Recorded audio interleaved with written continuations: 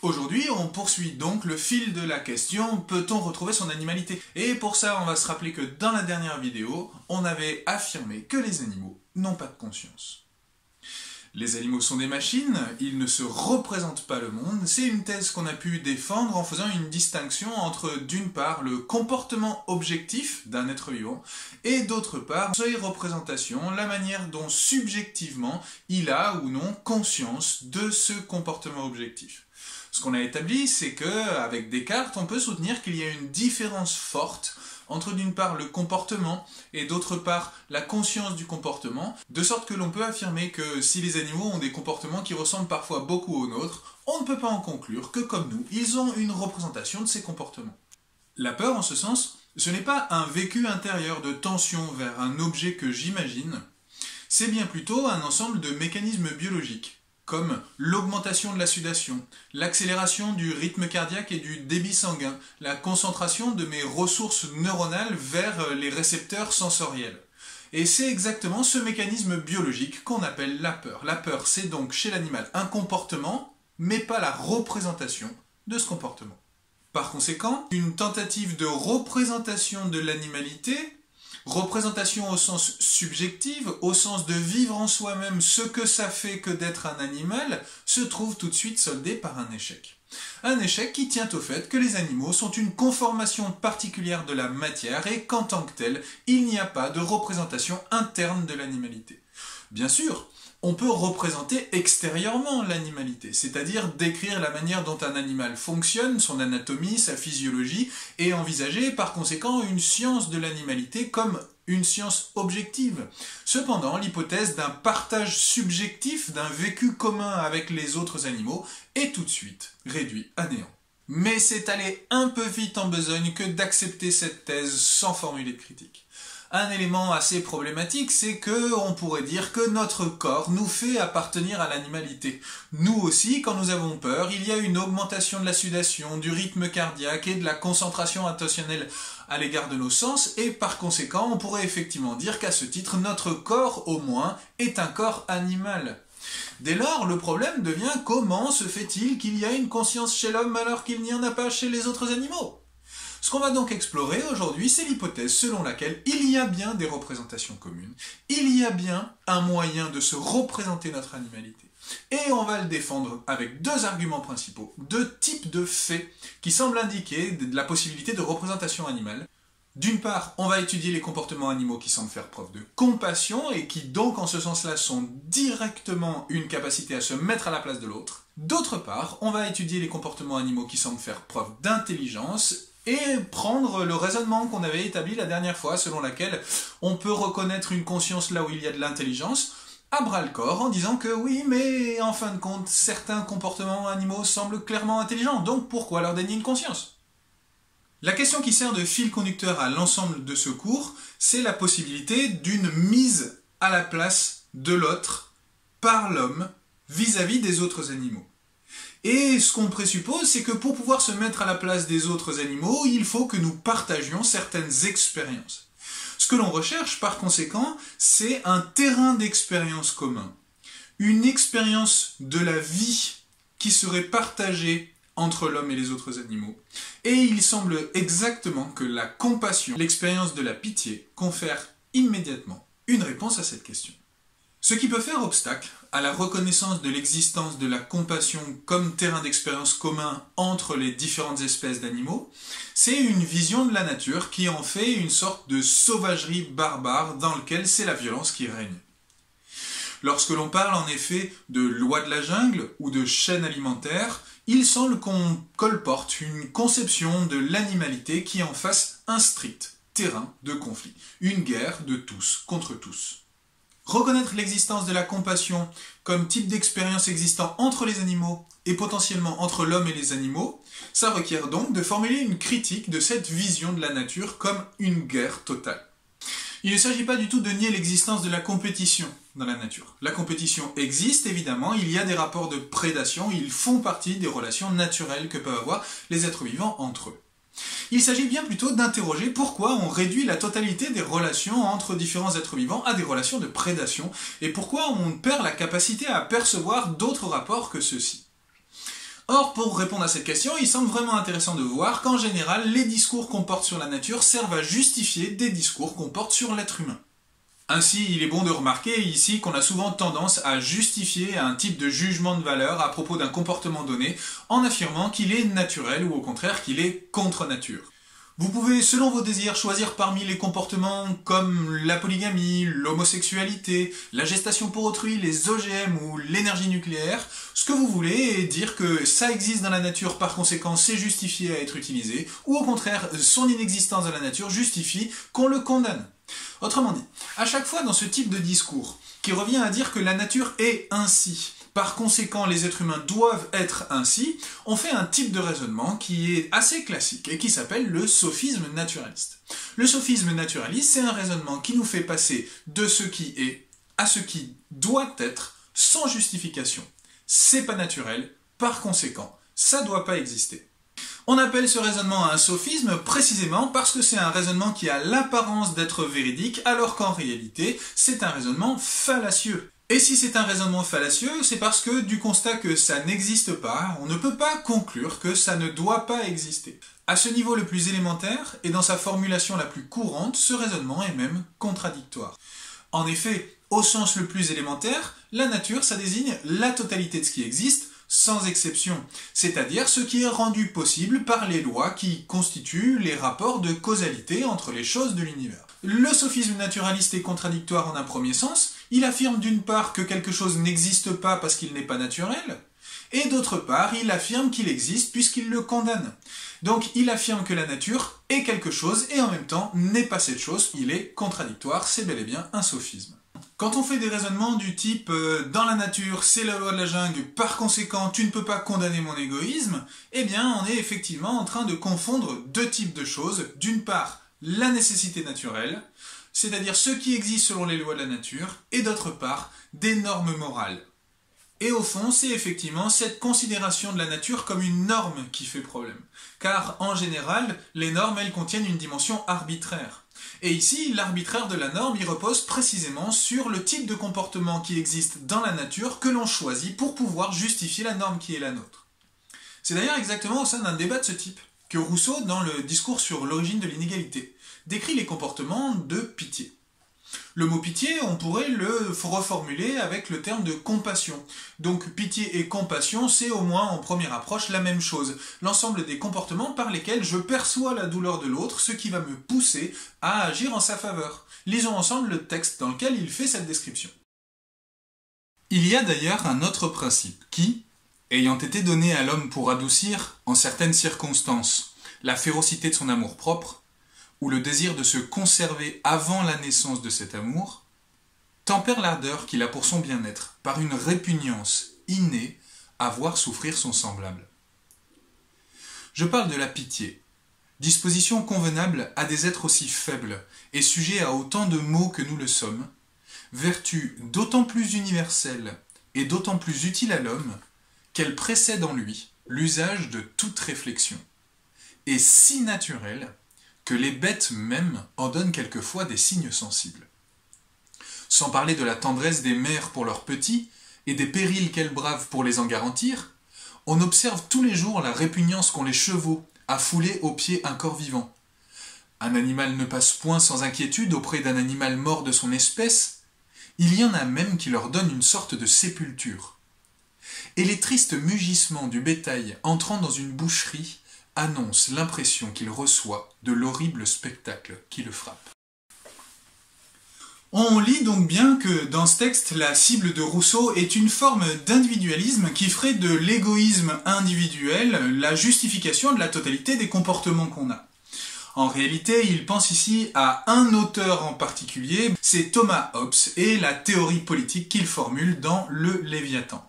L'argument de Rousseau est de la forme suivante. Certes, il y a de l'égoïsme dans la nature. Le nier serait une forme d'aveuglement. Cependant, on ne peut pas réduire la nature à cet égoïsme, car au-delà de ce principe d'individualisation, de séparation des individus que constitue l'égoïsme, il y a aussi un principe d'expansion, un principe de liaison des individus qui est exactement la capacité qu'on a à éprouver de la pitié.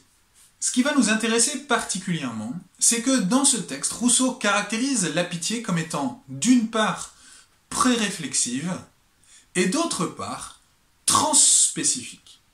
Il est pourtant intéressant de s'arrêter un peu sur le côté problématique et presque mystérieux du fait qu'il y ait dans la nature quelque chose comme la pitié.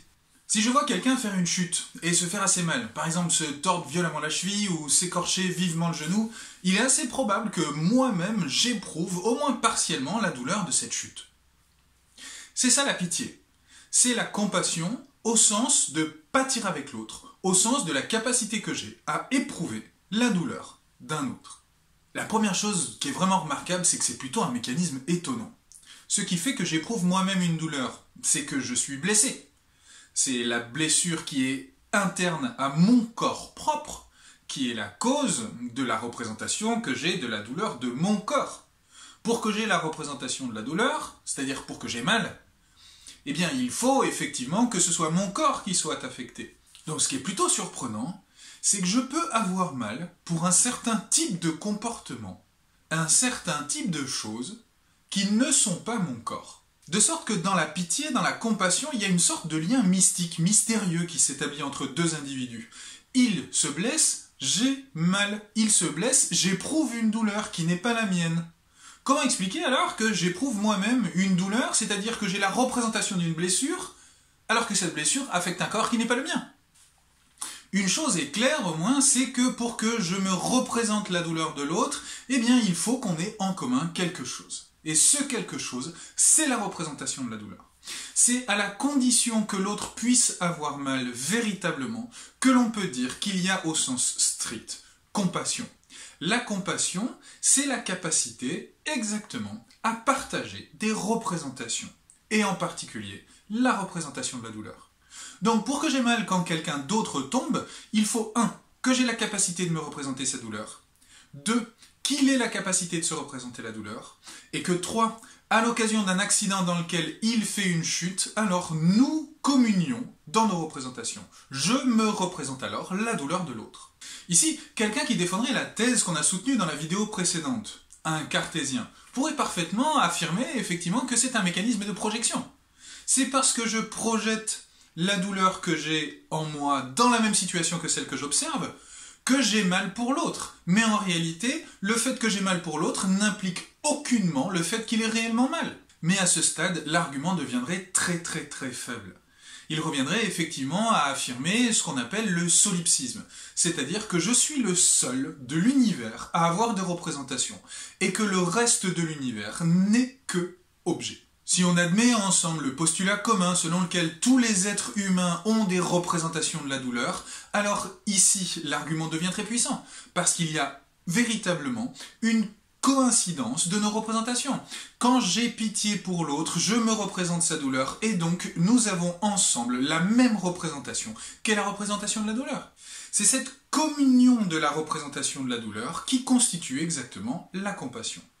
Il est assez important de remarquer que Rousseau qualifie cette pitié de pré-réflexive, c'est-à-dire que quand il parle de pitié, il n'est pas du tout en train de parler d'un calcul d'intérêt où, par exemple, j'essaierai d'envisager la douleur qu'a l'autre pour pouvoir savoir ce que je dois faire envers lui, quel est le meilleur comportement, celui qui est le plus avantageux pour moi. Il ne s'agit pas d'un calcul rationnel de l'intérêt de mon action, il s'agit tout simplement d'un sentiment immédiat, spontané, premier, qu'il appelle naturel. C'est d'ailleurs exactement parce que cette pitié est pré-réflexive que Rousseau peut y trouver un terrain d'expérience commun à l'homme et aux autres animaux. Ce qui est vraiment intéressant pour nous, c'est qu'il se trouve dans la compassion la possibilité de traverser les barrières entre les espèces. Rousseau ouvre lui-même cette piste quand il mentionne dans le texte le fait que les chevaux ont peur, refusent de fouler aux pieds un corps mort. La perception du cadavre provoque en effet un dégoût, une répulsion, qui fait qu'un cheval a tendance à modifier sa trajectoire quand il est en train d'en croiser un. Or, ce mécanisme a lieu que le corps en question soit un corps de cheval, ou un corps d'humain, ou un corps d'un mammifère d'une autre espèce. Autrement dit, la compassion ne s'arrête pas aux barrières d'une espèce d'être vivant. C'est d'ailleurs exactement sur cette compassion que repose tout entière la possibilité de la domestication. Les chats, les chiens, les vaches, les poules, les cochons, mais aussi tout un ensemble d'espèces qui sont susceptibles d'être plus exotiques, disons, que celles-ci, comme les perruches, les guépards, des perroquets, des serpents peut-être, font partie de l'ensemble des animaux qui ont avec l'être humain des rapports de domestication.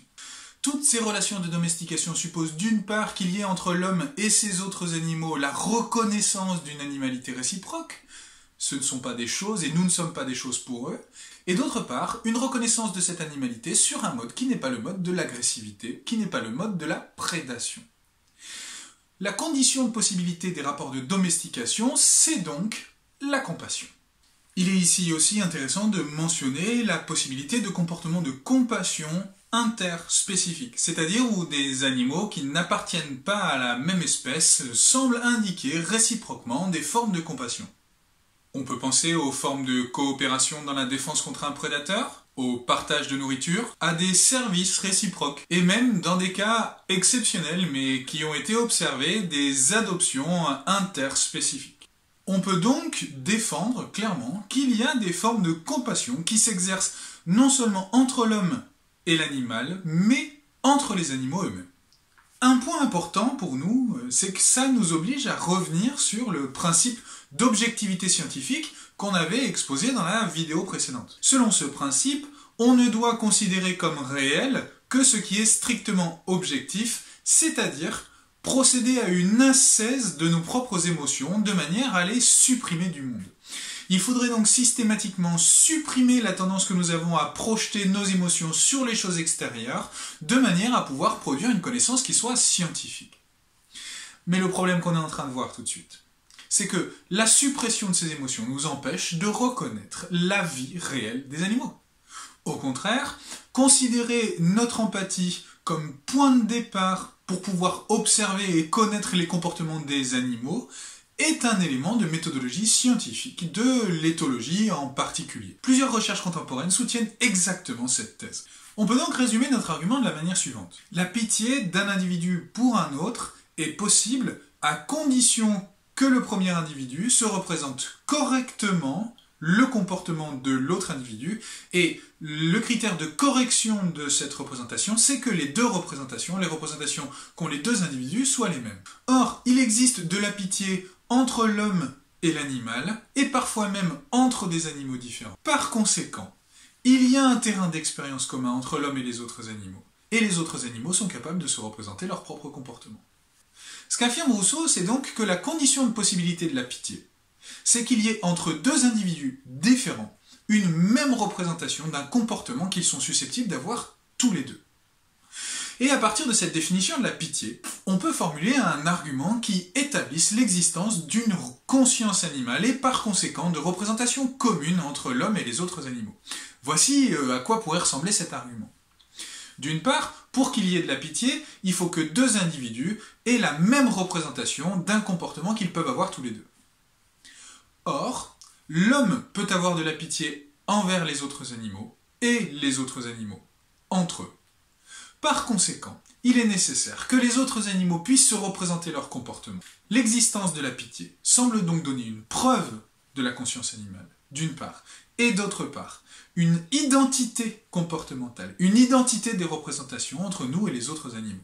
Cela semble donc clairement indiquer la possibilité d'une capacité à se mettre à la place des autres que l'homme aurait et que d'autres animaux auraient et qui pourraient effectivement former un partage des représentations et donc qui nous donnerait la capacité de retrouver notre animalité.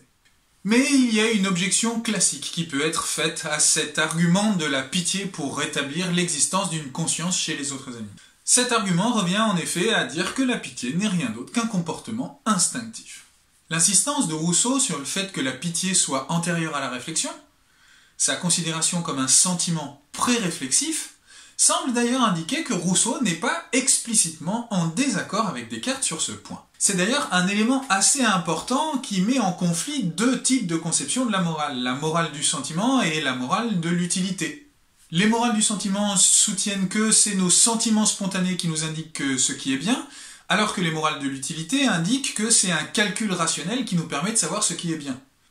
Et on comprend les morales de l'utilité lorsqu'elles affirment que l'enfer est pavé de bonnes intentions, ce qui ne veut rien dire d'autre précisément que nos sentiments, même s'ils sont pleins de bonnes intentions, ont tendance à nous faire adopter des comportements qui sont loin d'être les meilleurs dans une situation donnée. Les comportements sacrificiels dans lesquels un individu met en danger sa propre existence pour pouvoir sauver une autre personne sont des exemples de ça, en particulier dans les cas où ils ont pour conséquence que les deux individus sont à la fin dans une position pire que celle dans laquelle ils se trouvaient au départ. On pourrait donc ici affirmer que la compassion ne prouve pas véritablement l'existence de représentations communes, car il est possible qu'elle ne soit rien d'autre qu'un instinct mécaniquement dicté par la nature. Cette objection, elle revient en fin de compte à refuser qu'il y ait chez les animaux le moindre comportement intelligent, d'une part, et d'autre part, à admettre que seuls les comportements intelligents sont des comportements qui sont des preuves de l'existence d'une représentation de ses propres comportements, d'une conscience. Or, on peut prendre cette critique à bras-le-corps en examinant le concept d'instinct. On entend en général par instinctif un comportement qui se déclencherait strictement mécaniquement dans une situation donnée. Les caractéristiques de la situation étant données, un animal mis dans cette situation serait nécessairement engagé dans le comportement instinctif dont il s'agit. Ce qui permet souvent de reconnaître un comportement comme instinctif, c'est le fait qu'il manque de pertinence. Un exemple assez parlant est celui de la manière dont les chiens peuvent gratter le sol alors même que ce sol n'est pas du tout susceptible d'être gratté.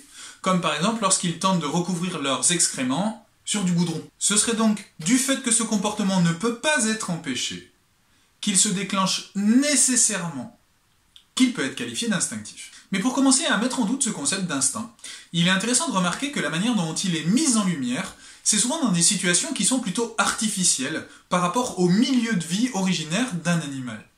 C'est le cas par exemple de la mise en avant de l'instinct de ramassage d'œufs chez les oies par Konrad Lorenz. L'expérience que propose Konrad Lorenz a été de mettre à la place d'un œuf tombé au pied du nid de l'oie des objets qui ressemblent plus ou moins à un œuf. Ces objets peuvent aller d'une poupée russe à une ampoule à même un cube rouge qui n'a donc ni la même forme ni la même couleur que l'œuf au départ, l'œuf d'oie étant blanc. Puisque dans chacun de ces cas, l'oie continue à ramasser l'objet comme s'il était un œuf de manière à le couver, on voit qu'il y a une perte de pertinence du comportement et par conséquent, on établit qu'il s'agit d'un instinct. Tout objet au pied du nid serait ramassé par une oie de manière à être couvé. Un point qu'il est intéressant de discuter ici, c'est celui du seuil jusqu'auquel un animal est susceptible de se voir engagé dans un comportement instinctif. Si l'oie ramasse parfois un cube rouge en guise d'œuf, il est déjà remarquable que ce ramassage n'est pas systématique, que les oies parfois ne ramassent pas le cube rouge et que par conséquent ce ramassage d'un cube rouge confondu avec un œuf est quelque chose de marginal. D'autre part, si on grossit encore la taille de l'objet, si on modifie encore sa forme, si on modifie encore sa couleur, de sorte que de proche en proche ils finissent par ne plus avoir strictement rien de commun avec l'œuf au départ, alors l'instinct finira par ne plus du tout se déclencher. Ce type de mise en lumière du concept d'instinct risque donc d'être artificiel, d'être une forme de construction. Construction, ici, cela veut dire qu'on a mis en avant, on a mis en valeur des comportements instinctifs en arrachant un animal au contexte de vie naturel qui est le sien, et en l'extrayant de son contexte de vie naturel, on met en difficulté effectivement ses capacités intellectuelles, ses facultés de reconnaissance des objets par exemple. Donc c'est en extrayant l'animal de son contexte d'origine, un contexte qu'on appellera écologique, où il appartient à l'écosystème dans lequel l'animal vit naturellement, c'est ce processus d'extraction de l'animal hors de son contexte écologique qui permet de construire le concept d'instinct.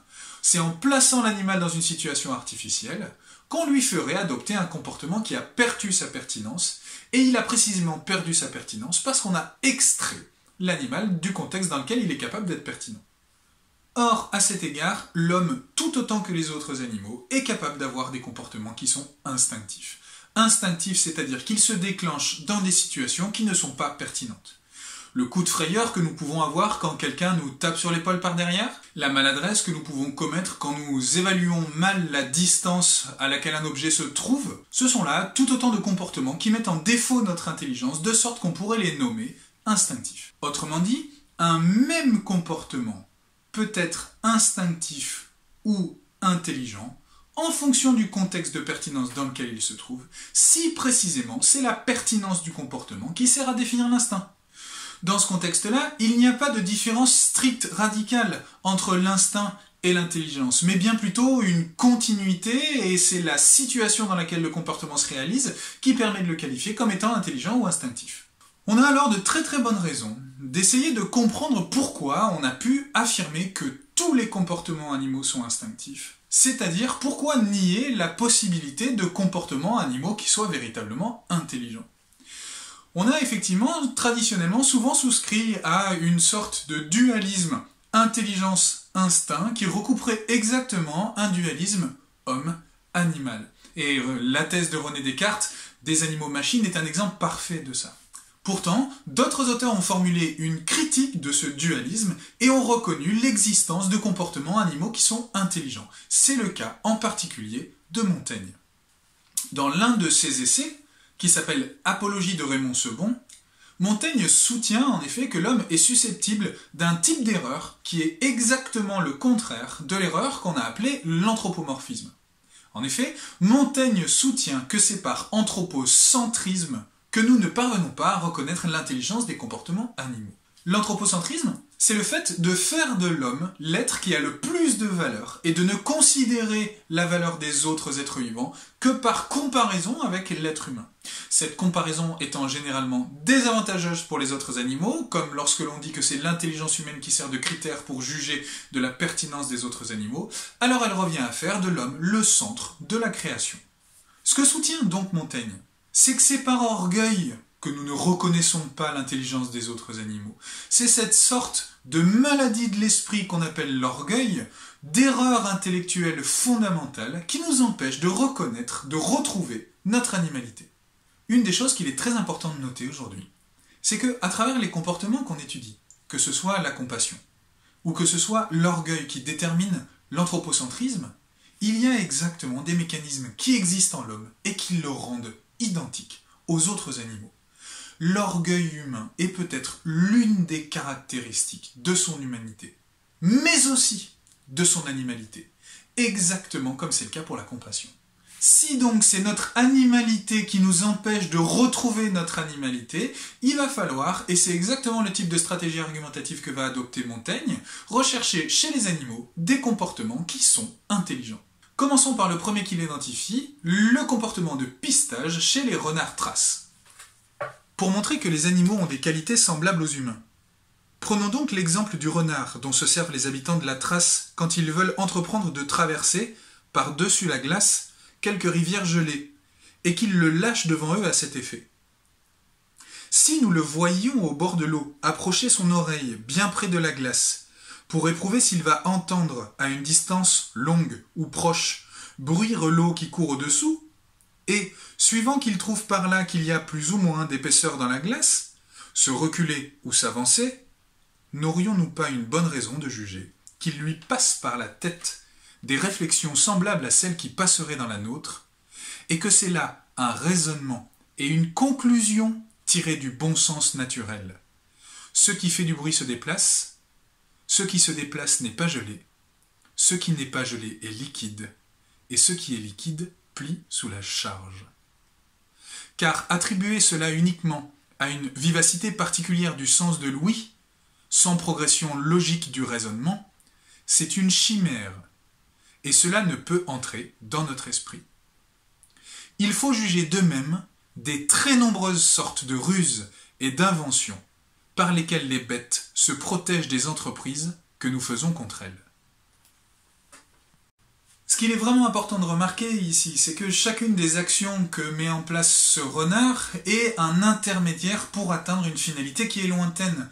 Il penche l'oreille à tel endroit de la glace pour pouvoir savoir le bruit de l'eau, pour pouvoir savoir si elle est proche ou lointaine, pour pouvoir savoir si on peut passer, pour pouvoir savoir s'il peut aider ses maîtres. Et cet ensemble de raisons, cet enchaînement d'étapes qui permet d'atteindre un but lointain, c'est exactement un comportement intentionnel, un comportement qui montre la présence d'un raisonnement chez ce renard. Par l'observation du comportement, Montaigne donc identifie la réalité de l'intelligence de certains animaux. Reprenons alors le raisonnement que nous avions examiné. Il s'agissait de dire qu'on ne peut reconnaître une conscience que si un comportement est objectivement intelligent. Montaigne montre que ce renard a un comportement objectivement intelligent. La conclusion à laquelle on est conduit, alors si on admet encore les paramètres du raisonnement qu'on avait formulé, c'est qu'il y a, chez les animaux, une capacité à se représenter leur comportement.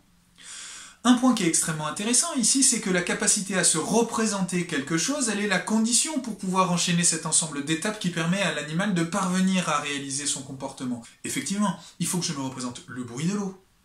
Il faut que je me représente le bruit de l'eau par rapport à la distance de glace qui est sous mes pieds.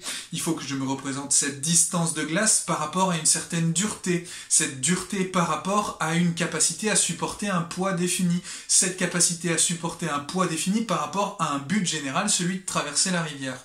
Et cet ensemble de relations entre des idées, elle n'est possible qu'à condition d'accepter qu'il y a bien une représentation de son environnement par l'animal. D'ailleurs, par une petite phrase très courte, une sorte d'intuition éclair, Montaigne montre que cette rationalité animale est la condition pour pouvoir reconnaître certains comportements comme étant communs à l'homme et à l'animal. Il écrit « Qui sait, quand je joue avec ma chatte, si ce n'est pas elle qui se joue de moi ?» Cette toute petite phrase, elle nous invite à faire un examen des jeux que nous pouvons avoir avec les autres animaux. On sait bien qu'il existe une grande diversité de jeux chez les animaux. Les félins s'entraînent au comportement de prédation en jouant entre eux dans leur jeune âge. Les singes et les dauphins jouent avec leur environnement en sautant par-dessus des vagues ou en faisant des cabrioles. Les animaux, comme nos chats, peuvent aussi attaquer des parties de leur propre corps et jouer avec eux-mêmes. Il y a donc effectivement des jeux chez les animaux. Une façon courante de rendre compte des jeux chez les animaux, c'est de considérer que le jeu, c'est toujours une sorte d'entraînement, une préparation à une situation réelle, et par conséquent, une manifestation instinctive dans une situation de simulation. Ainsi, si les jeunes félins jouent entre eux à simuler un combat, ce serait pour une préparation à l'avenir, et d'autre part, si un animal joue avec une partie de son corps, comme le chat qui court après sa queue, ce serait dans une sorte de tromperie, d'erreur instinctive, dans lequel il serait prisonnier d'un mécanisme de prédation qui se manifesterait en lui, malgré lui, à travers par exemple la touffe de sa queue. Ce type d'explication revient donc à faire des jeux animaux, encore une fois, une manifestation de l'instinct. Mais arrêtons-nous un instant pour analyser ce qui se passe quand nous jouons avec un animal domestique comme un chat. Et imaginons un jeu assez simple comme un jeu de poursuite. Quand je poursuis mon chat, je suis dans un rapport de simulation d'une relation de prédateur à proie. Mon chat court et je lui cours après. Mais s'il s'agit bien d'une situation de jeu, alors on verra assez rapidement qu'en réalité, la situation dans laquelle nous nous trouvons tous les deux n'est pas véritablement comparable à une sorte de reproduction instinctive et aveugle d'une situation réelle. En effet, voilà que je m'arrête de courir après mon chat, et que je me cache derrière le mur. Mon chat s'en rend compte, se retourne et ne me voit plus. Moi qui suis derrière le mur, je sais que mon chat va s'en rendre compte. Je suis donc à ce moment-là en train de me mettre à la place de mon chat et d'envisager quelle va être sa réaction future. J'envisage par exemple qu'il va se mettre à me chercher et ce qui va se passer à ce moment-là, c'est une inversion des rôles. Je ne vais plus être le prédateur et lui la proie, c'est lui qui va devenir le prédateur et moi la proie. Et à ce moment-là, ce qui est très très très important, c'est que je sais que cette inversion des rôles est en train de se dérouler, je me mets à la place de mon chat. Passons de l'autre côté et mettons-nous du point de vue du chat. Il était dans le rôle d'une proie, il perd ce rôle de proie puisqu'il n'est plus poursuivi. Imaginons donc qu'il se cache derrière un obstacle et qu'il observe l'environnement pour essayer d'envisager là où je me trouve. S'il se cache lui-même et qu'il ne me voit pas, cela veut très certainement dire qu'il perçoit que je me suis moi-même caché. Et si mon chat perçoit que je me suis caché, cela veut dire qu'il est lui aussi en train de se mettre à ma place. En effet, le fait de se cacher, c'est une situation de mensonge. C'est-à-dire une situation dans laquelle je sais que je me mets à un endroit donné dans le but de tromper l'autre. Mon chat est parfaitement capable d'identifier la possibilité que je me cache. C'est-à-dire que pour cela, il doit se mettre à ma place.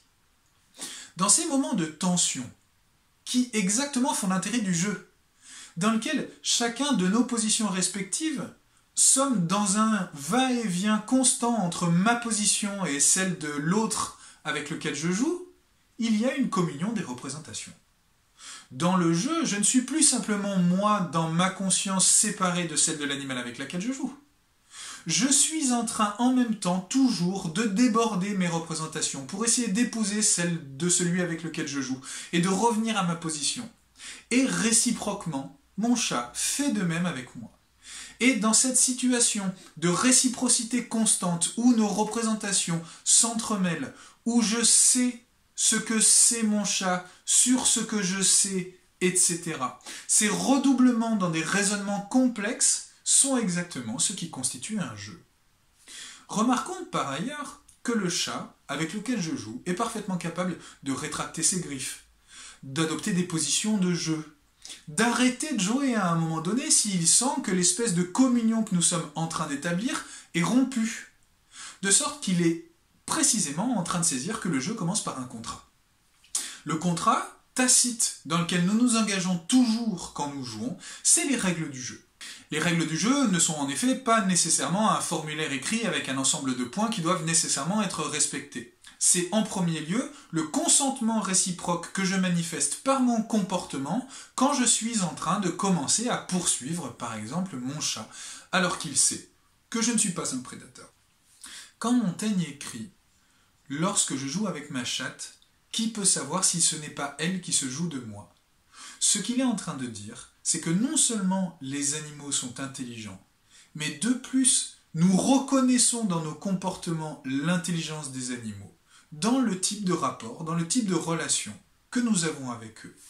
Dans le jeu, la réflexion qui est la mienne et la réflexion de l'animal avec lequel je joue ne sont plus véritablement séparées. Nous étions deux individus, nous sommes les membres d'un même jeu. Il y a une communion des représentations qui se réalise dans le jeu. On peut donc, à ce stade, commencer à tirer certaines conclusions. On a examiné deux types de comportements. D'une part, les comportements de pitié ou de compassion, d'autre part, les comportements de jeu. Et on a montré que dans ces deux cas, on avait des expériences qui manifestaient réellement une communion des représentations entre l'homme et les autres animaux. Que ce sont des expériences dans lesquelles nous pouvons réellement retrouver notre animalité. On pourrait ici exiger des précisions sur cette affirmation d'une communion des représentations entre l'homme et les autres animaux. On pourrait par exemple se demander si on doit affirmer radicalement que l'homme et les animaux ont les mêmes représentations en toutes circonstances.